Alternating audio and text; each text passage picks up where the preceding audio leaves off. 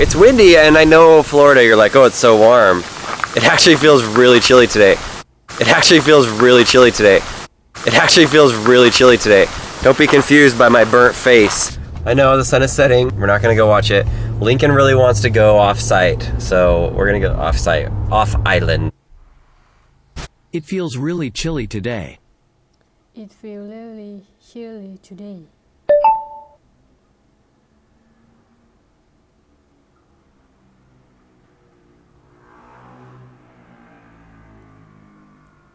It's windy, and I know Florida.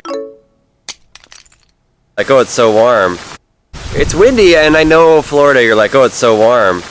It's windy, and I know Florida, you're like, oh, it's so warm. It's windy, and I know Florida, you're like, oh, it's so warm. It's windy, and I know Florida, you're like, oh, it's so warm. It's windy, and I know Florida, you're like, oh, it's so warm. It's windy, and I know Florida, you're like, oh, it's so warm. It's windy, and I know Florida, you're like, oh, it's so warm.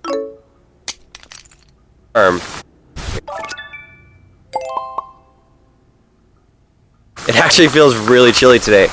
It actually feels really chilly today. It actually feels really chilly today. Don't be confused by my burnt face. Don't be confused by my burnt face. Don't be confused by my burnt face. Don't be confused by my burnt face. I know the sun is setting. I know the sun setting. I know the sun is setting. I know the sun is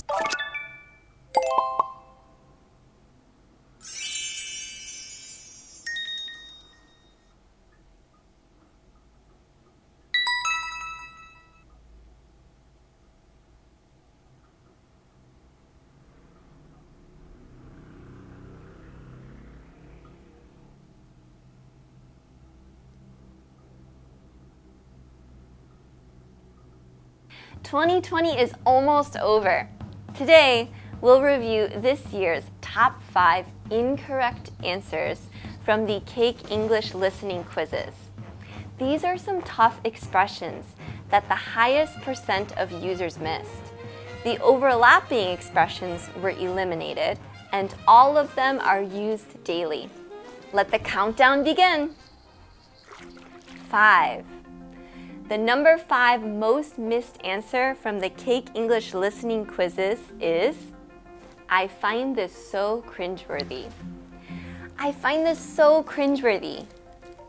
Cringeworthy is an adjective that means something or someone makes you feel embarrassed and awkward. It makes you feel second-hand embarrassment.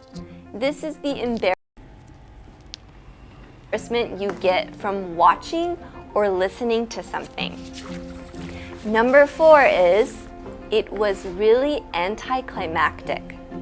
It was really anticlimactic. Anticlimactic is an adjective that means the ending is disappointing.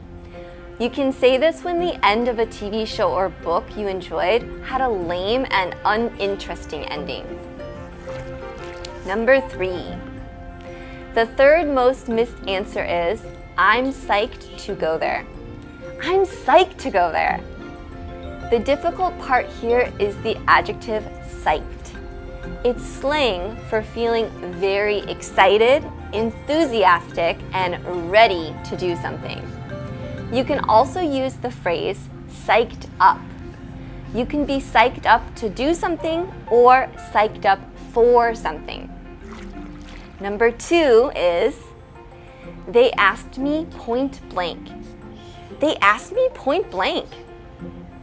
It's difficult because of the adverb point blank. It means directly and without explanation. You can also say, they straightforwardly asked me. Straightforwardly is an adverb that means honestly and directly. Number 1, finally, the most missed answer in the Cake English listening quizzes is, check please. Check please.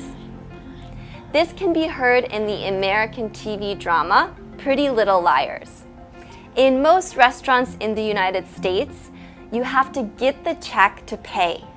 You can't walk up to the register to pay without it. If you're ready to pay, but you still haven't gotten the check, you can use this expression to ask for it. You can also say, "Can I get the check?" Let's see a conversation with these commonly missed answers. I finally met my boyfriend's parents. We ate at that new Italian restaurant. Oh, I'm psyched to go there. Was it good? It was really anticlimactic. That's disappointing. Well, what did you talk about? They asked me point blank why I love their son. Oh my gosh, that is so cringeworthy. Yeah, thankfully my boyfriend said, "Check please," right after. Check, please. Check, please. Check, please.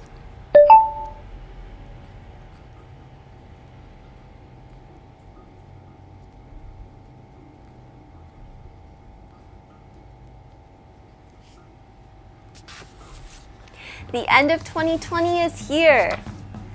Today, we'll take a look at this year's 5 top Cake English expressions you shared with your friends. We've ranked these phrases by the number of shares. The overlapping expressions were eliminated, and all of them are used daily. Let's start the countdown. Number 5 is, "Let me sleep in." Let me sleep in. We've all been there. Someone is trying to wake you up, but you want to sleep just a little more. Remember, sleep in means you want to sleep more than you usually do. If someone keeps trying to wake you up, you can say, "Give me 10 more minutes." This means you'll get up 10 minutes later. Number 4. I was dumbfounded. I was dumbfounded. Dumbfounded is an adjective that means you are amazed and surprised by something. You are so shocked that you can't speak. This word can be used positively or negatively. For instance, I was dumbfounded at the low prices. She was dumbfounded by the ridiculous questions. Number 3. In the number 3 position is, are you sleepy? Are you sleepy? This is an easy and useful question. Sleepy is an adjective that means you want to sleep. You can ask this to someone when it's getting late or if they look tired. You can also just ask, "Are you tired?" Number 2, let's go. Let's go. You will hear this expression a lot. Whenever you're with someone and you're ready to leave, you can say this. You can also say, "Let's go do something."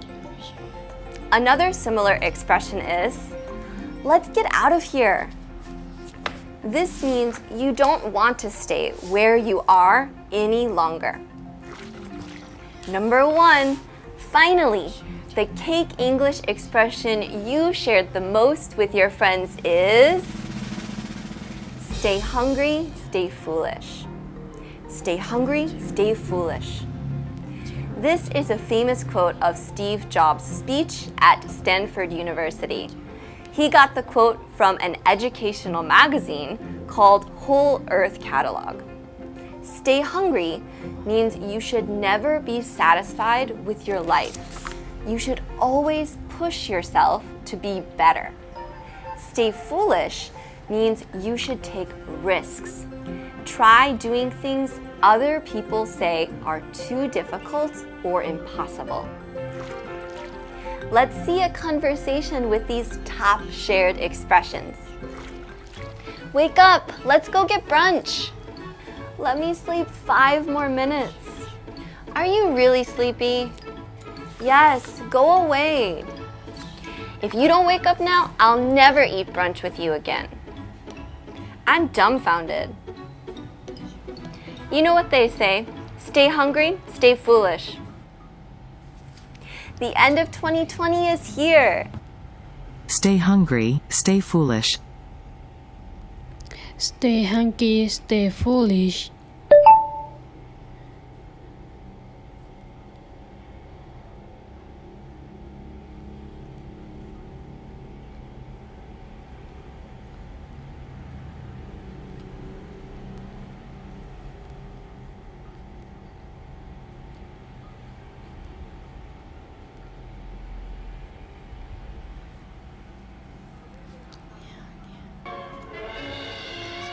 I hate horror movies. I hate cleaning my flat. I hate cucumbers. Hi, it's Luke from BritScent, and today we're going to be looking at a word that my students use a lot. Hate. Hate is a great word to use if we really dislike something, but it is quite a strong word, so we have to be careful not to overuse it.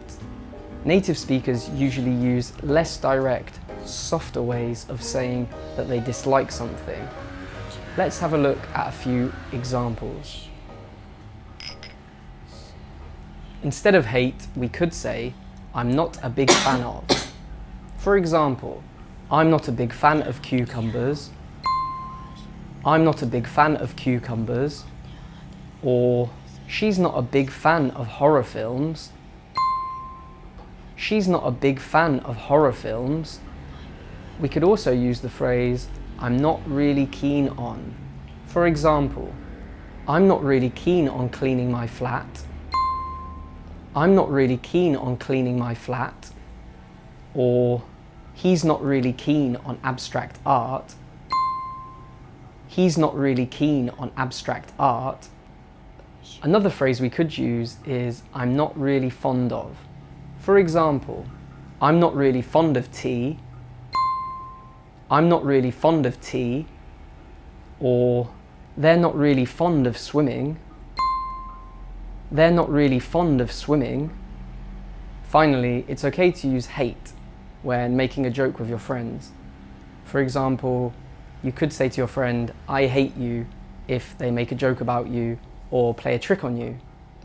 But if you say, I hate Tom, without any context, then people may think that you actually hate this person or dislike them. So be careful when and how you use the word hate. I hate horror movies. I'm not a big fan of cucumbers.